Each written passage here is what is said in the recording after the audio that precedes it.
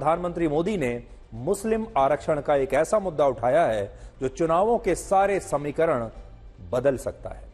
प्रधानमंत्री मोदी ने कहा है कि डॉक्टर भीमराव अंबेडकर ने दलित, आदिवासी और पिछड़े वर्ग को जो आरक्षण दिया था, कांग्रेस उस आरक्षण को यूपीए की सरकार में धर्म के आधार पर मुसलमानों के साथ बांटना चाहती थी और इस मुद्दे पर अब भी उसकी मंशा में कोई बदलाव नहीं आया है। 16.6% दलित हैं, 8.6% आबादी आदिवासी समुदाय की है और इसीलिए इन वर्गों के कोटे से मुसलमानों को आरक्षण देने का यह मुद्दा चुनावों में बहुत बड़ा बन सकता है। ब्रेकअप आपके सामने आपकी स्क्रीन पर है।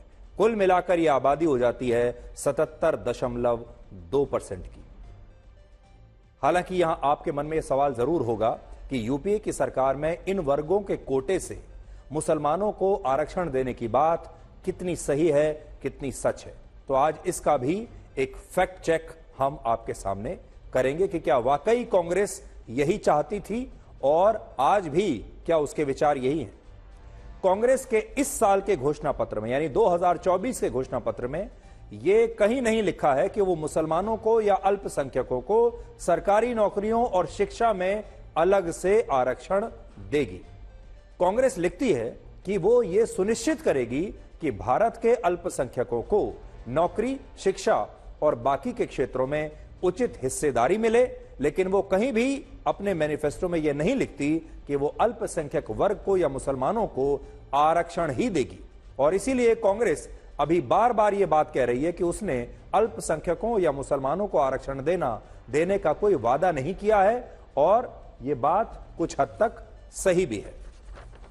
अगर आप इस बार के कांग्रेस के घोषणा पत्र को देखेंगे तो इसे बहुत ही सोच समझकर तैयार किया गया है। अंग्रेजी में इसे कहते हैं वर्ड प्ले, यानी शब्दों के साथ इसमें उन्होंने बहुत खूबसूरती के साथ खेला है और ऐसे शब्दों का इस्तेमाल किया गया है कि सांप भी मर जाए और लाठी भी ना टूटे। जो उन्हें कहना है वो कह भी दें और बाद में कोई साबित भी ना कर पाए। मैं आपको कुछ पढ़कर सुनाता हूं। कांग्रेस पार्टी के वर्ष 2014 का घोषणा पत्र आपको पढ़ के सुनाऊंगा, लेकिन उससे पहले 2024 का इस साल का घोषणा पत्र देख लीजिए। उसमें कांग्रेस कहती है, we will ensure that the minorities receive their fair share of opportunities in education, health care, public employment, public works, contracts, skill development, sports and cultural activities without discrimination. और उससे पहले एक और पॉइंट में कांग्रेस लिखती है, we will encourage and assist students and youth belonging to the minorities to take full advantage of the growing opportunities in education, employment, business, services, sports, arts and other fields. तो एक जगह कांग्रेस कह रही है, यह मैंने कल भी आपको बताया था कि हम एनकरेज करेंगे, और दूसरी जगह कह रही है कि हम एंश्योर करेंगे। एनकरेज करने का मतलब है हम प्रोत्साहन देंगे, प्रोत्साहित करेंगे, जिसमें कोई समस्या नहीं हो सकती। एंश्योर करने का मतलब होता है हम सुनिश्चित करेंगे कि अल्पसंख्यक वर्ग के जो लोग हैं उन्हें शिक्षा में और एम्प्लॉयमेंट में यानी रोजगार में उनका शेयर मिले। अब बड़ी बात यह है कि आप प्रोत्साहन तो दे सकते हैं, सुनिश्चित कैसे करेंगे? तो शब्दों में इसमें छुपा हुआ है कि अगर सुनिश्चित करना है तो सुनिश्चित करने के लिए कोई ना कोई नया कानून लाना पड़ेगा, कोई ना कोई ऐसी गारंटी देनी पड़ेगी कि कानूनन उन्हें उनका यह शेयर मिले, और वो गारंटी होती है आरक्षण। लेकिन यह 2024 का घोषणा पत्र है और इसमें हम अब भी आपको यह बता सकते हैं कि इसमें ना तो मुसलमानों का नाम है कहीं भी और ना ही आरक्षण के बारे में कुछ लिखा हुआ है। जो लिखा है वो मैंने आपको पढ़कर सुना दिया है। इसके मतलब अलग अलग हो सकते हैं। इसमें जैसे मैंने आपको कहा कि ये एक वर्ड प्ले है। अब देखिए, अब हम कांग्रेस के वर्ष 2014 के घोषणा पत्र की बात करते हैं, क्योंकि इसमें स्पष्ट रूप से कांग्रेस ने यह वादा किया था कि वो सरकारी नौकरियों और शिक्षा में अल्पसंख्यक वर्ग को आरक्षण देने के लिए प्रतिबद्ध है। देखिए, हमारे देश में होता यह है कि लोग घोषणा पत्रों को ध्यान से पढ़ते ही नहीं है। ज्यादातर पढ़े लिखे लोग भी घोषणा पत्र नहीं पढ़ते हैं और कई बार तो मीडिया में भी और बड़े बड़े नेता भी घोषणा पत्रों को ध्यान से पढ़ते नहीं है। तो 2014 का घोषणा पत्र आज मैं लेकर आया हूं, मेरे हाथ में है। इस घोषणा पत्र में कांग्रेस ने साफ साफ लिखा था कि कांग्रेस की नेतृत्व वाली यूपीए सरकार ने अल्पसंख्यक वर्ग के पिछड़े लोगों को सरकारी नौकरी और शिक्षा में आरक्षण देने के लिए कदम उठाए थे, और अगर चुनावों में उसे फिर से जीत मिली तो वो ये वादा करती है कि अल्पसंख्यक वर्ग के पिछड़े लोगों को आरक्षण देने के लिए एक योजना बनाई जाएगी और पूरी कानूनी प्रक्रिया के तहत कांग्रेस पार्टी उन्हें आरक्षण देगी। देखिए, 2024 के घोषणा पत्र में ऐसा कुछ नहीं लिखा है, यह बात सही है, लेकिन 2014 के घोषणा पत्र में साफ साफ लिखा है। एक बार मैं पढ़कर सुना भी देता हूं आपको, देखिए। The Congress-led UPA government has taken steps to address the conditions of backward minorities by aiming to provide them reservation in educational institutions and in government employment। साफ साफ लिखा है कि हम अल्पसंख्यक वर्ग में जो पिछड़ा वर्ग है उसे हम शिक्षा में आरक्षण देंगे और रोजगार में भी आरक्षण देंगे।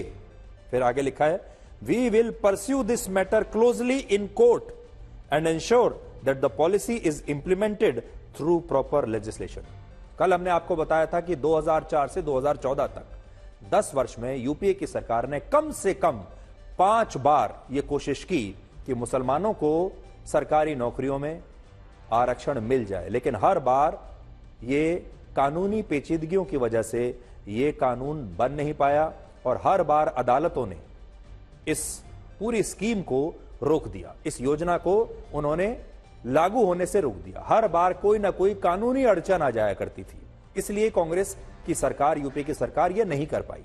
तो जब 2014 का चुनाव हो रहा था, उससे पहले उन्होंने घोषणा पत्र में यह बात लिखी है कि हम इस मामले को आगे बढ़ाएंगे और अदालत में भी हम ये पूरी कोशिश करेंगे कि अदालतों में जो कानूनी अड़चनों में यह मामला फंस जाता है, इस बार ऐसा ना हो और हम ये पूरी कोशिश करेंगे कि ये हमारी जो योजना है ये प्रॉपर लेजिस्लेशन यानी पूरा एक नया कानून बनाकर इसे हम लागू कर पाएं। साफ साफ लिखा हुआ है, हम कानून भी बनाएंगे, हम अदालतों में जो ये मैटर चल रहा है इस पर भी कड़ी नजर रखेंगे और हम ये सुनिश्चित करेंगे, एंश्योर करेंगे, ये लिखा है कि this policy is implemented through proper legislation.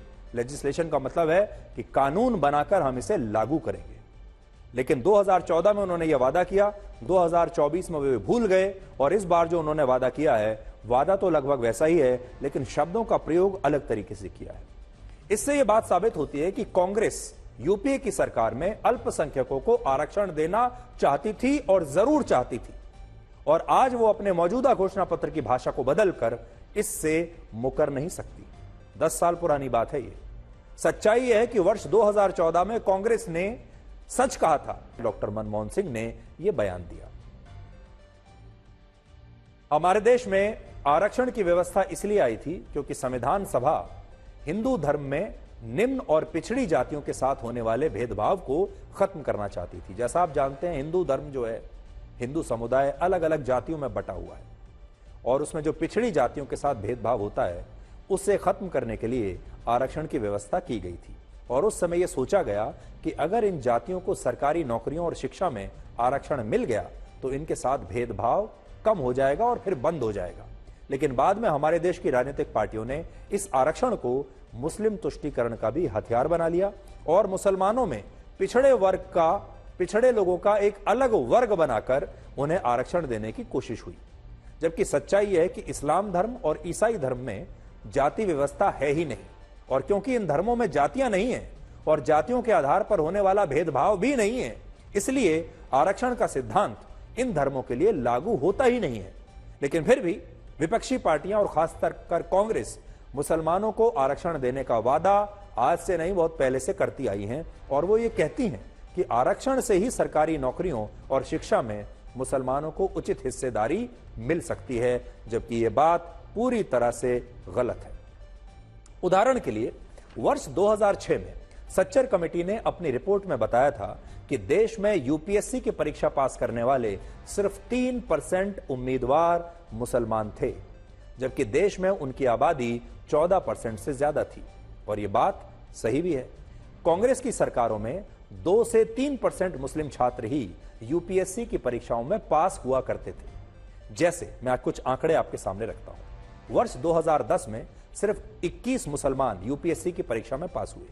2011 में 31 मुसलमान छात्र, वर्ष 2012 में 30, 2013 में 34 मुस्लिम छात्र पास हुए और इससे पहले कभी ऐसा नहीं हुआ जब यह आंकड़ा 50 तक पहुंचा हो या 5% तक पहुंचा हो। लेकिन जिस मोदी सरकार पर मुस्लिम विरोधी होने के आरोप लगाए जाते हैं, उसी मोदी सरकार में वर्ष 2016 में पहली बार 52 मुस्लिम छात्र यूपीएससी की परीक्षा में पास हुए। 2017 में 50 मुस्लिम छात्र यूपीएससी की परीक्षा में पास हुए और इस साल 51 मुस्लिम उम्मीदवार यूपीएससी की परीक्षा में पास होकर आईएएस, आईपीएस और आईएफएस बनेंगे। और यूपीए की सरकार में मुस्लिम उम्मीदवारों की जो हिस्सेदारी 3% हुआ करती थी, वो पहली बार मोदी सरकार में इस साल 5% हो गई है, जबकि मोदी सरकार को अक्सर मुस्लिम विरोधी बताया जाता है। तो यूपीएससी के परीक्षा में मुसलमानों की संख्या का एक ग्राफ आपकी स्क्रीन पर है। एक बार ध्यान से बड़ी स्क्रीन पर भी आप देख लीजिए। मैं हट जाता हूं और यहां पर आप देख लीजिए कि नीले रंग में जो आपको बार दिख रहा है, ये यूपीए सरकार के दौरान का है। 2010 से हमने ये आंकड़ा लिया है, 2010 से 2023 तक।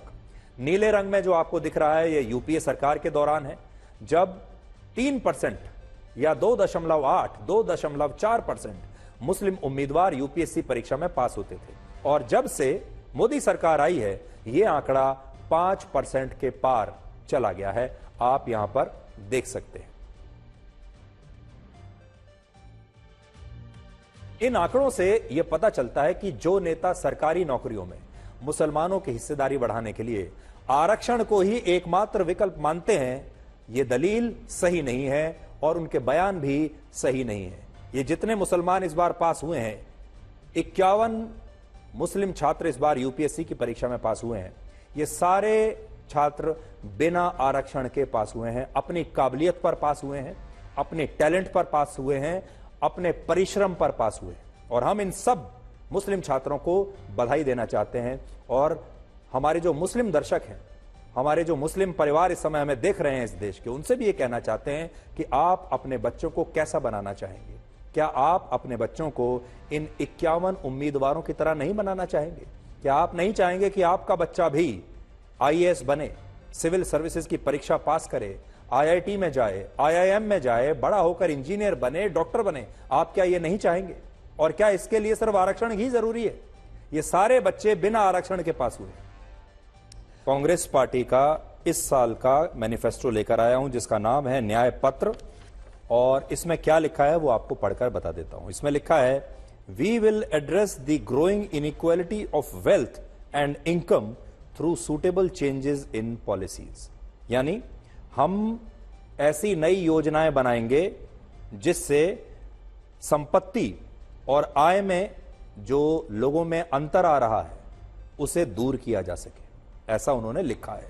लेकिन वो कैसी योजनाएं बनाएंगे, क्या कहेंगे, ये बात इसमें स्पष्ट नहीं है। लेकिन कांग्रेस का घोषणा पत्र ये बात जरूर कहता है। एक बार देखिए बड़ी स्क्रीन पर, एक बार पढ़कर देखिए आप। हिंदी में भी आपके लिए खास तौर पर हम बनाकर लाए हैं इसको। कांग्रेस नीतियों में उपयुक्त बदलाव करके धन और आय के मामले में बढ़ती असमानता का समाधान करेगी, ऐसा कांग्रेस ने अपने मैनिफेस्टो में, अपने घोषणा पत्र में वादा किया है। और खास तौर पर कहा है कि वो पॉलिसीज में, यानी नीतियों में बदलाव करेगी। अब नीतियों में बदलाव, अगर वो सरकार में आती है तो नीतियों में बदलाव का मतलब होता है कानून में बदलाव करेगी। कांग्रेस ने प्रधानमंत्री मोदी के इन आरोपों को बिल्कुल बेबुनियाद बताया है। लेकिन हकीकत यह है कि कांग्रेस ने अपने इस बार के घोषणा पत्र के पेज नंबर 28 पर वही लिखा है कि वो देश की नीतियों में बदलाव करके धन और आय के मामले में बढ़ती असमानता का समाधान करेगी, ऐसा लिखा है उसने। इससे आप समझ सकते हैं कि संपत्ति को बांटने का जो मुद्दा प्रधानमंत्री मोदी ने उठाया है, ये काल्पनिक नहीं है। इसका जिक्र कांग्रेस ने बहुत ही सोच समझकर, बहुत अच्छी, शानदार, संयमित भाषा में अपने घोषणा पत्र में किया है। हालांकि इस बयान पर आज प्रियंका गांधी वाड्रा ने यह कहा कि देश में लगभग 55 वर्षों तक कांग्रेस की सरकारें रहीं, लेकिन कभी कांग्रेस ने लोगों से उनका पैसा, सोना और महिलाओं से उनका मंगलसूत्र लेकर किसी और को नहीं दिया है।